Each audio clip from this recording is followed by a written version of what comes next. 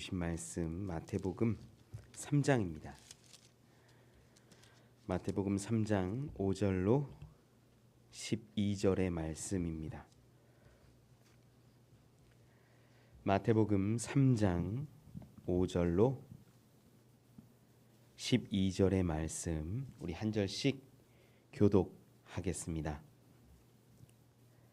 이때에 예루살렘과 온 유대와 요단강 사방에서 다 그에게 나아와 자기들의 죄를 자복하고 요단강에서 그에게 세례를 받더니 요한이 많은 바리새인들과 사두개인들이 세례 베푸는 대로 오는 것을 보고 이르되 독사의 자식들아 누가 너희를 가르쳐 임박한 진노를 피하라 하더냐.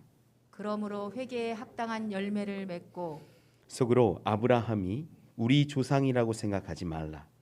내가 너희에게 이르노니 하나님이 능히 이 돌들로도 아브라함의 자손이 되게 하시리라.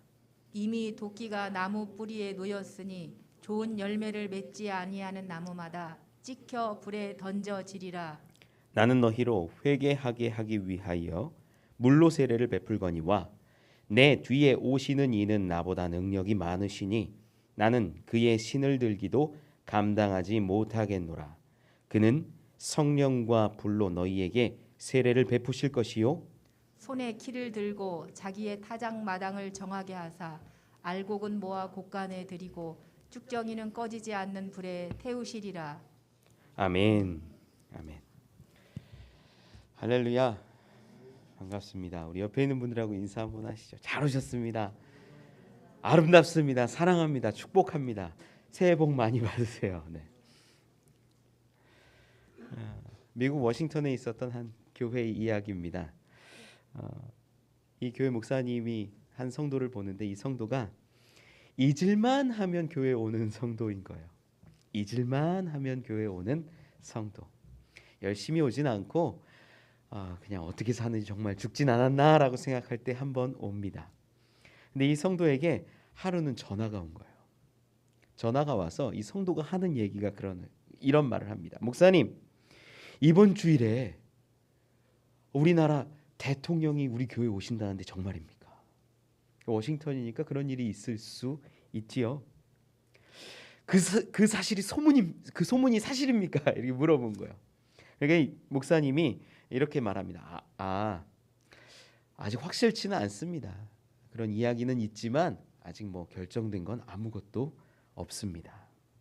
그러니까 그쪽 이 수화기 너머로 들려오는 이야기가 그렇습니다. 확실히 온다고 하면 제가 일찍 가려고 했거든요. 그러자 목사님이 마지막으로 그 성도님께 한 이야기가 이렇습니다. 예배드릴 때 그 자리에 예수님이 계시다는 사실만으로도 성도님이 예배에 일찍 오고 참석할 충분한 이유가 됩니다. 많은 사람들이 교회에 옵니다. 많은 사람들이 신앙생활 합니다.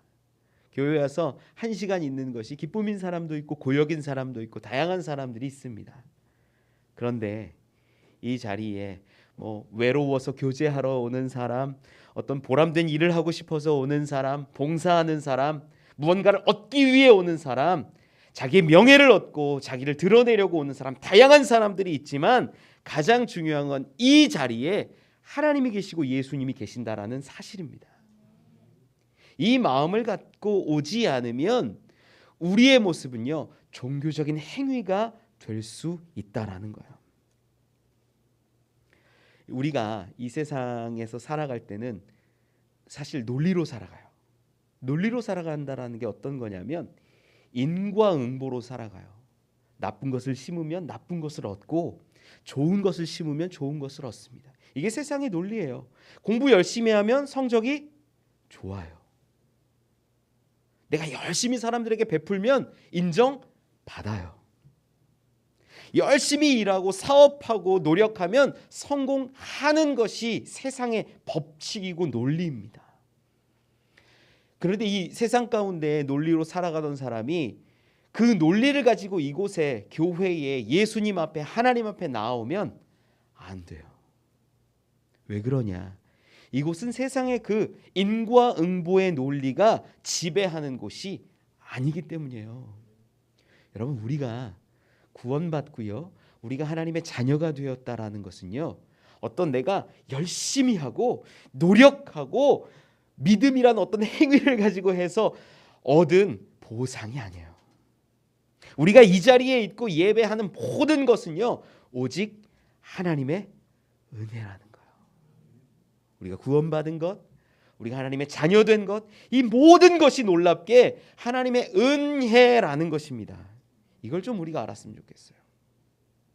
오늘 본문 가운데 보면요, 세례 요한이 광야에 있는데 수많은 사람들이 나옵니다. 5절 말씀에 보니까 예루살렘과 온 유대와 요단강 사방에서 다 그에게 나와 기록해요.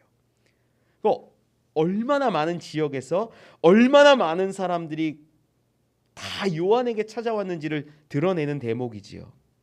그곳에서 했던 일들이 뭐냐면 6절 가운데 기록하는데, 자기들의 죄를 자복하고 요단강에서 그에게 세례를 받더니, 먼저 아마 자기들의 죄를 자복함이 있었을 겁니다. 제가 다른 사람 많이 미워했습니다. 제가 속였던 것 있습니다. 제가 빼앗았던 것 있습니다. 뭐 이런 죄들을 막 자복했겠죠. 하나님 앞에 솔직히 뭐 재물 얼마 드려야 되는데 안 드렸습니다. 뭐 이런 죄도 있었을 것이고, 제가 1년에 한 번은 성전에 가야 되는데 안 갔습니다. 이런 죄도 있었을 것이고, 세리는 더 부과했고 군인들은 탈취했고, 이런 이야기들이 아마 쭉 자복하는 모습들이 있었을 거예요. 그 이야기를 세례 요한은 다 들어줬을 겁니다. 다 들어주고, 그리고 나서 그들에게 뭘 했냐? 세례를 하는 거예요. 이 세례를 하는데 아주 재밌는 사건이 하나 발생합니다. 7절 말씀 가운데 보니까 많은 바리새인들과 사두개인들이 세례 베푸는 대로 오는 것을 보고, 여기에 교회 뭐 성전에 갈 수 없고, 뭐 때로는 재물이 없어서 못 가고, 때로는 상황이 안 돼서 못 가고, 이런 사람들, 성전세 내기도 버거운 사람들, 뭐 이런 사람들도 있었을 것이고, 수많은 사람들이 와가지고 그저 힘든데 왔습니다. 제가 죄인입니다. 부족합니다. 이러면 세례 주고, 이제 이 세례 받은 깨끗해진 모습대로 아름다운 열매 맺으면서 살아가라, 이런 뭐 말씀을 선포하고 있었을 터인데, 그 가운데 바리새인들과 사두개인들이 왔다라는 거예요. 여러분, 바리새인과 사두개인들이 어떤 사람들입니까? 사두개인은요, 사독 가문의 사람들이에요. 제사장이라는 거, 쉽게 말해서 제사에 있어서, 제의에 있어서 무엇이 하나님을 기쁘시게 하는 것인지를 아는 정통한 사람들이에요. 찬양하는 사람, 레위인입니다. 무엇이 하나님을 기쁘시게 하는 속죄의 제사인지 정확하게 아는 사람들이 사두개인들이에요. 바리새인들은 어떤 사람들일까? 율법하면, 율법을 어쩌면 예수님보다 더 잘 지켰던 사람들이 바리새인들이에요. 야, 무엇이 율법이냐? 성경 가운데 보면 박하와 회향과 근처의 11조까지도 다, 작은 것까지도 다 드리는 그러한 사람들이 바리새인들이었다라는 거예요. 그런 사람들이 찾아와서 세례 요한이 세례 베푸는 그곳에 있었습니다. 그런데 세례 요한이요, 독설을 내뿜어요. 독사의 자식들아, 누가 너희를 가르쳐 임박한 진노를 피하라 하더냐? 그러므로 회개에 합당한 열매를 맺고 속으로 아브라함이 우리 조상이라 생각하지 말라. 내가 너희에게 이르노니 하나님이 능히 이 돌들로도 아브라함의 자손이 되게 하시리라. 이렇게 선포하고 호통치고 혼내는 거예요. 진노하는 것처럼 보여요. 저들의 나아옴이 무엇이었을까를 좀 고민해 봤습니다. 저들의 나아옴은 무엇을 위한 것이었고, 저들의 나아오면 무엇 때문에 세례 요한 앞에 나왔을지를 한번 상상해 봤어요. 저는 오늘 본문을 통해서요, 왜 세례 요한에게 나왔고 세례 요한이 정말 무엇을 가르치고 선포하고 싶었는지를 살펴보기를 원합니다. 자세하게 한번 바라보죠. 첫 번째는요, 우리가 광야가 아닌 하나님께로 나와야 한다라는 겁니다. 이 바리새인과 사두개인들은요, 정말 대단한 사람들이에요. 기본적으로 신앙이, 율법이, 그 행함이 완전한 사람들입니다. 우리도 이렇게 신앙생활을 하는 거 보면은, 신앙생활할 때 왜 신앙생활합니까? 그러면 천국 가기 위해서, 뭐 복을 얻기 위해서 다양한 이유들이 나와요. 왜 예수님 믿습니까? 왜 교회 다닙니까? 하면 막 얘기하는데, 교회 다니는 이유, 천국 가려고, 뭐 어려운 문제 해결하려고, 자녀들이 잘 됐으면 좋겠어, 굉장히 다양한 이유들이 많이 나와요. 그리고 그런 이유로 인하여서 내가 신앙생활하고 열심을 내고 주일 성수하려고 하고, 나에게 주어진 이 드려야 하는 어떤 11조나 이런 것들을 막 지키려고 노력하는 분들도 많이 있어요. 봉사하는 사람들도 많습니다. 여러분, 그런데 오늘 본문 가운데 이 세례 요한이 호통치고 화냈던 사람들이 어떤 사람들이냐면, 행위로서는, 율법적으로는 더 완벽한 사람들이라는 거예요. 여러분, 왜 세례 요한은 저들에게 호통치고 화를 냈을까요? 저들의 나옴은 무엇 때문이었을까요? 저들이 세례 요한을 보려고 나왔던 이유, 우리는 상상할 수 있는데, 세례 요한의 표현을 빌어서 보면은, 누가 너희를 가르쳐 임박한 진노를 피하라 하더냐, 세례 받으려 온 것 같아요. 만약에 자기들에게 임박한 진노가 있다면 이것들을 피하기 위해서 세례 요한에게 나아온 것 같다라는 거예요. 제가 한번 생각해 봤어요. 왜 나왔을까? 야, 행위로 보면 정말 완벽한데 왜 나왔을까 굳이? 여기서 우리가 행위로 얻는 구원의 문제점에서 하나 알 수 있어요. 행위로 얻는 구원에 대한 문제점. 보세요, 여러분. 율법을 지키고 어떤 속죄의 제사를 드리고 이러한 행위로서 우리가 구원함을 받는 사람들의 특징이 있는데, 이 특징이 뭐냐면, 행함을 하면 어떠냐면 뿌듯해요. 먼저, 야, 내가 섬겼어, 내가 봉사했어, 내가 예배, 야, 내가 10년 동안 주일은 한 번도 안 빼먹고 다 나왔어, 뭐 이런 마음 가운데 뿌듯함이 막 생겨요. 야, 세상에 코로나가 다 뒤집어져도 나는 예배 목사님께 얘기해서 그 한 자리 내가 맡아가지고 와서 예배 드렸어. 이런 사람들이 있어요. 귀하죠. 복되죠. 열심이죠. 그렇게 하면요, 하나님을 기쁘게 해드린 것 같고 잘한 것 같습니다. 동시에 구원에 대한 확신도 그 가운데서 느껴요. 어떤 사람들이요, 행함으로 구원을 얻는다라고 생각하는 사람들이요, 열심히 하고 노력하고 섬기고 베풀고 교회에서 성경에서 하라고 하는 거 다 하면, 야, 잘했어, 행복해, 나 구원 얻었겠지. 그런데 이러한 자긍심은요, 자부심이 되고 시간이 흐르면 자기의 의가 됩니다. 이게 행함으로 구원을 받는다라고 생각하는 사람들의 특징이에요. 반대로 거꾸로 말하면요, 어떻게 되냐면, 행함이 어느 순간 멈추는 순간이 오거든요. 사람에겐 행함이 멈추는 그 순간이 오면은, 내가 정말 구원받았나? 내가 정말 하나님의 자녀인가? 내가 하나님 나라 갈 수 있을까? 예배 안 드리고 제사 안 드리고 율법대로 안 살면 내가 괜히 혼날 것 같은 거예요. 하나님의 자녀로 인정 못 받을 것 같은 거예요. 혹시 잘못하면 천국에 못 갈 것 같다라는 생각까지도 한다라는 거예요. 구원의 문제에 있어서 불안해지게 됩니다.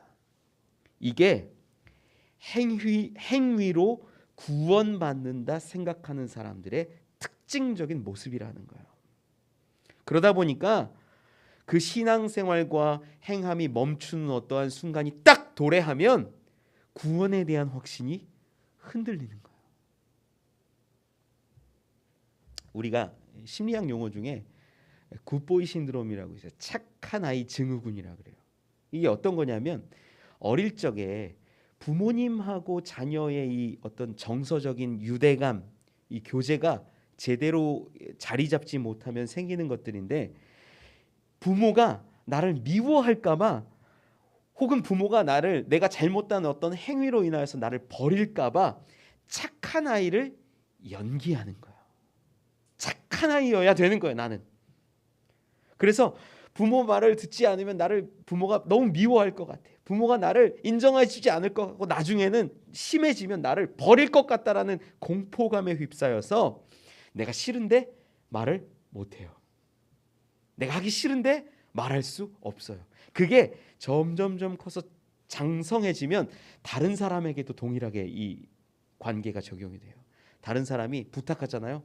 정말 하기 싫은데 그래 너도 힘들지 내가 할게 이렇게 되는 거예요.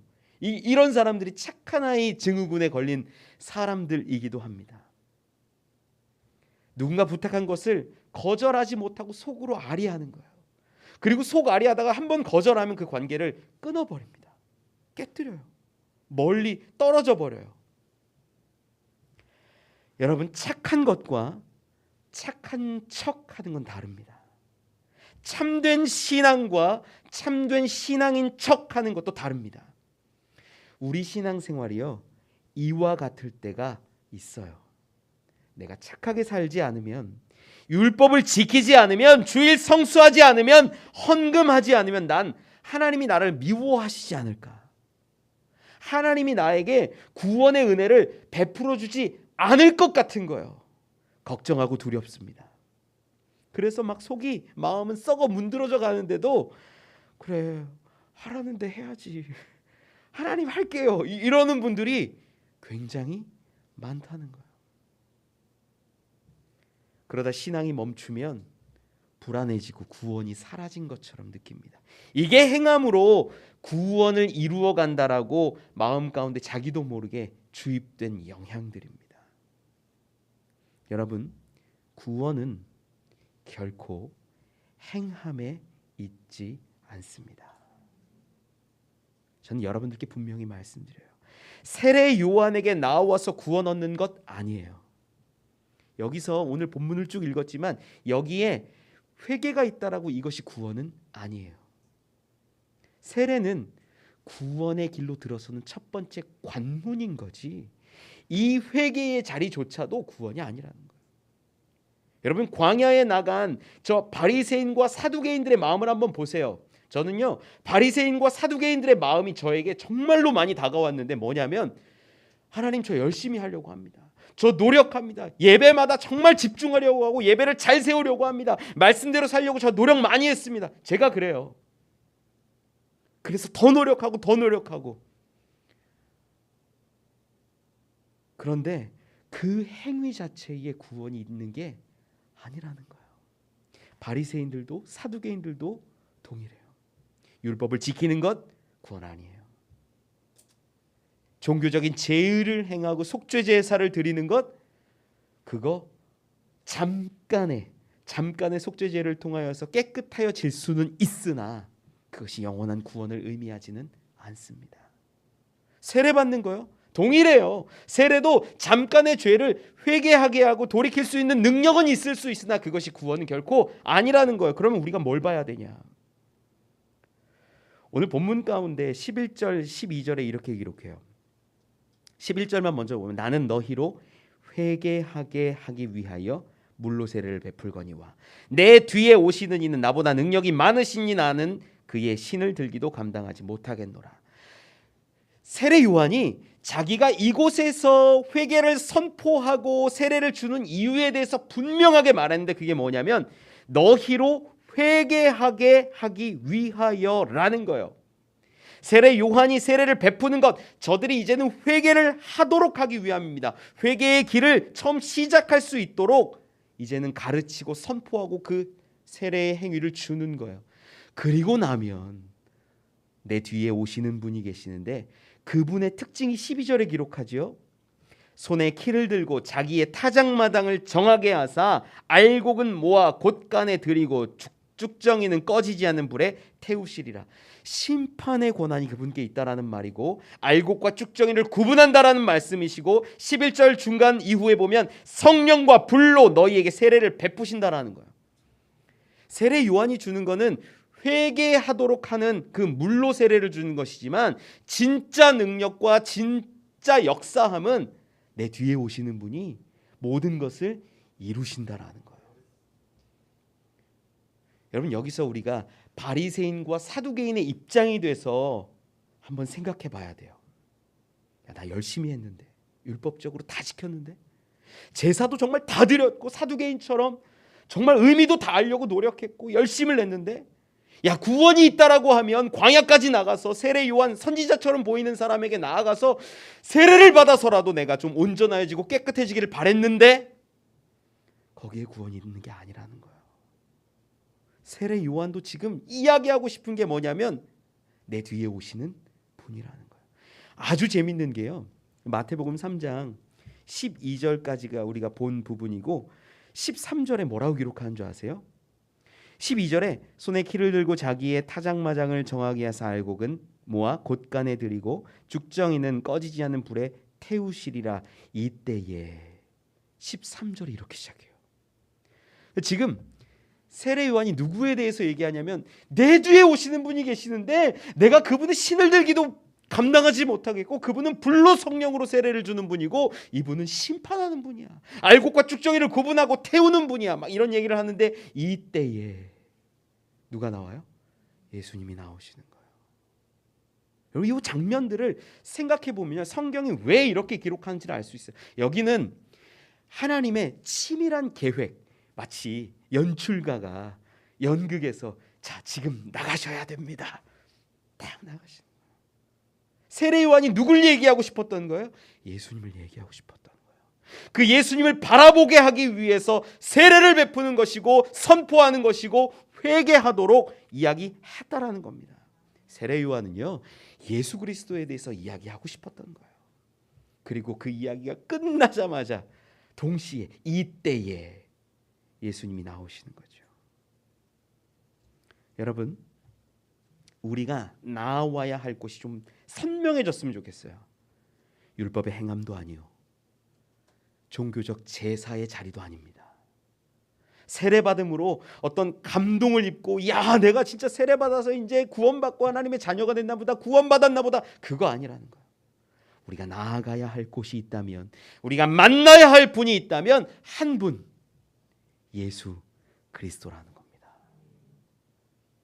저는 여러분들이 하나님께 나아오는 분들이 되기를 원하고 예수님께 나아오는 분들이 되기를 원합니다.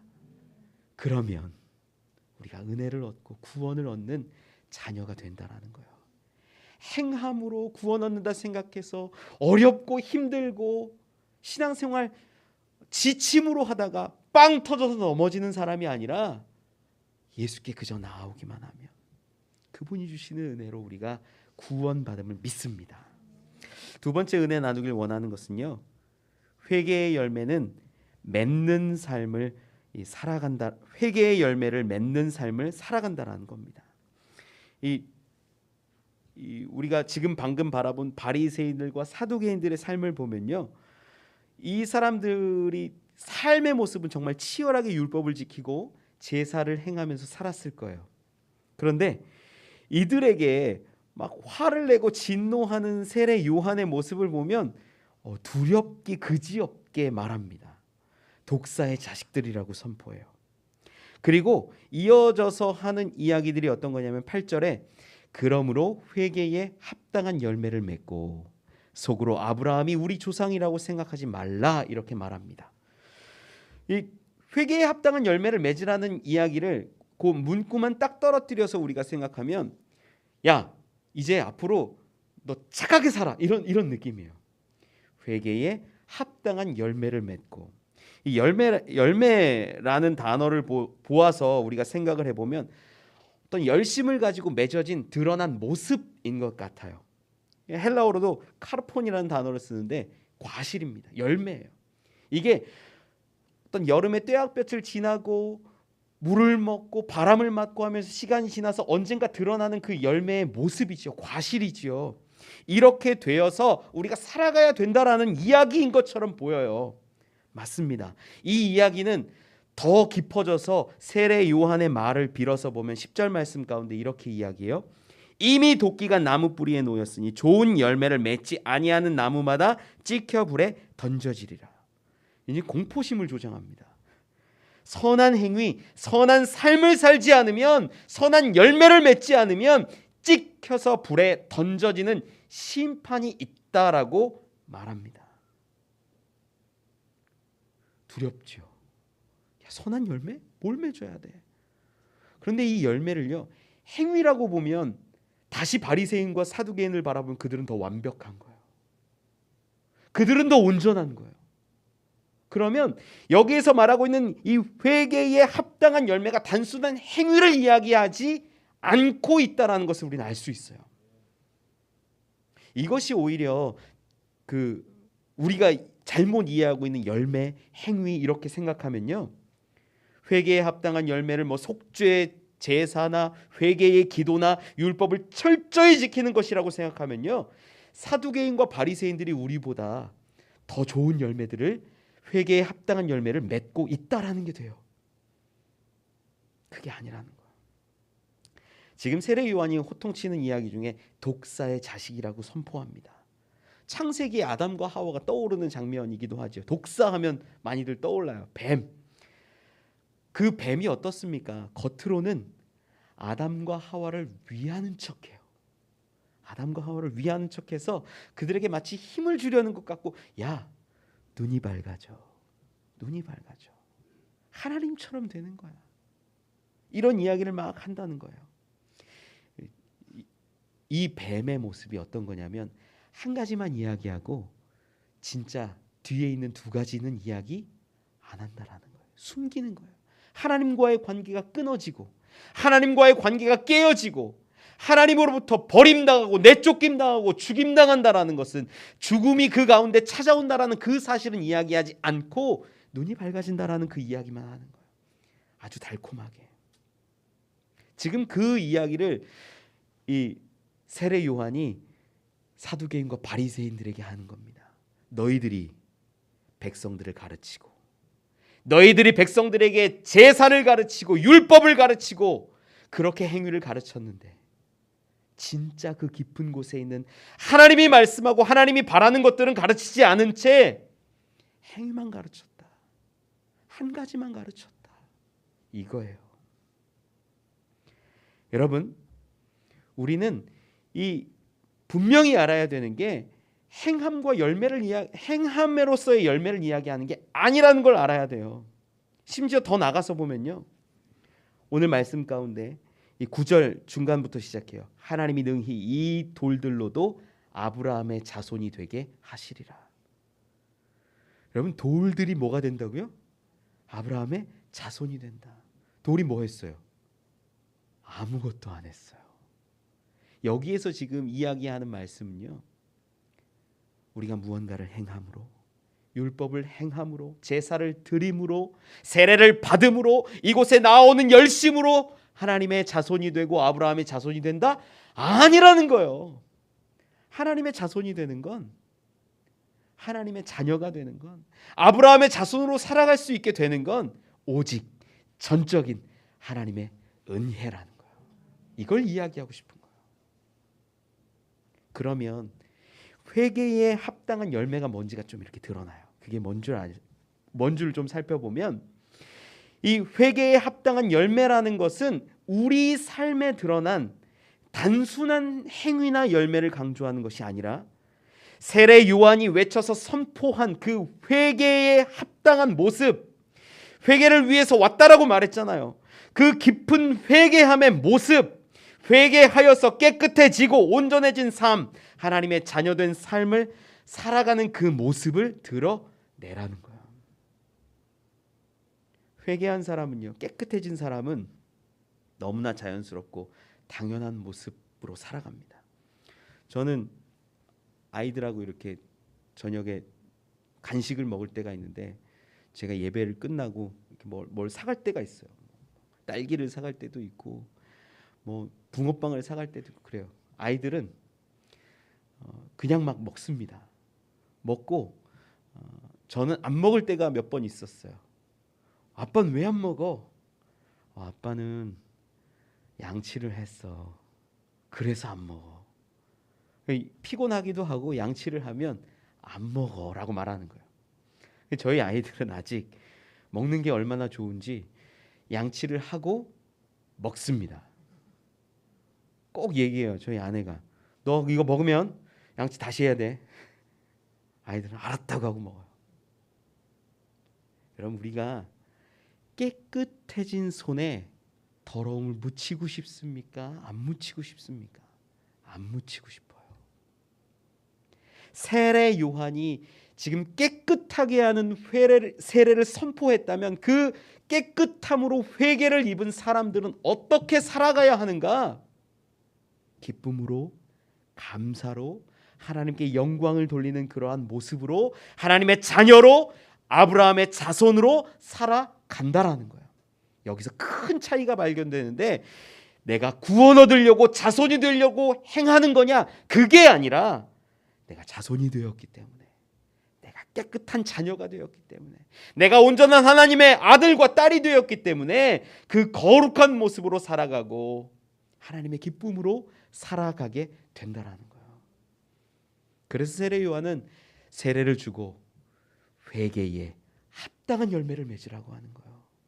구원에 합당한 열매가 아니라 회개받은 자로서의, 이제는 깨끗해진 자로서의 합당한 삶을 살아가라라고 선포하고 있는 겁니다. 그건 또한 예수 그리스도께서 우리 가운데 오시고 구원의 모든 사역을 이루시고 불로 성령으로 우리에게 세례하실 때, 그때 더 온전해집니다. 우리 구원에 대한 이해가 좀 정확해졌으면 좋겠어요. 이 세상의 관점은 논리라 그랬잖아요. 내가 하나님께 이거 하면 하나님이 나에게 이거 주실 거야. 내가 하나님을 잘 믿고 섬기면 하나님이 나에게 구원과 복을 주실 거야. 아니에요. 오직 예수 그리스도를 믿는 그 믿음으로 하나님이 주시는 선물이 구원이 됩니다. 제가 저희 막내 딸에게 가끔 이런 얘기를 해요. 자주 하는데 사실. 너 아빠 딸이야, 엄마 딸이야? 예, 굉장히 멍청한 질문이라는 걸 알고 있습니다. 저도 아빠 딸이야, 엄마 딸이야? 그러면 아이가 한참 동안 엄마 딸이래요. 그러면 괜히 서운해. 그거 아시죠? 네, 괜히 서운해요. 서운할 이유가 아무것도 없는 거 아는데 괜히 서운해. 저도 한번 아빠 딸이라는 말을 들어보고 싶은 거예요. 그래서 아빠 딸 막 주입식 교육을 시키는데 안 해요. 그러다가 요 며칠 전에는 몇 번 아빠 딸 하더라고요. 그런데 다시 최근에는 뭐라고 하는 줄 아세요? 너 아빠 딸이야, 엄마 딸이야, 얘랑아? 그러면 아이가 아무 말을 안 해요. 벌써 아이가 곤란한 질문을 한다는 걸 아나 봐요. 엄마 딸이라고 해도 아빠가 자꾸 싫어하는 것 같고, 아빠 딸이라고 하면 엄마가 괜히 싫어하는 것 같고, 이런 걸 느끼나 봐요, 아이들도. 여러분, 사실 그 아이가 엄마 딸인지 아빠 딸인지가 뭐가 중요할까요? 아무것도 안 중요해요. 자녀인 것이 중요하지요. 뭐 아빠 딸이라고 말한다고 제가 막 더 사랑하고 엄마 딸이라고 말한다고 미워할까요? 아니에요. 그렇지 않아요. 여러분, 우리 신앙생활도 마찬가지예요. 구원받으려 신앙생활 하기보다 구원받은 자인이 그의 합당한 삶을 살아가는 우리가 되길 원합니다. 구원받기 위해서 열심을 내는 착한 척하는 그리스도인 되지 마시고, 구원받은 기쁨으로 감사하며 찬양하며 하나님께 영광 돌리는 그리스도인의 향기가 되십시오. 그렇게 우리가 기쁨으로 살아가고 온전히 살아가면 하나님이 기뻐하시고 또 기뻐하실 줄 믿습니다. 그러한 저와 여러분 우리 되시길 간절히 축원합니다.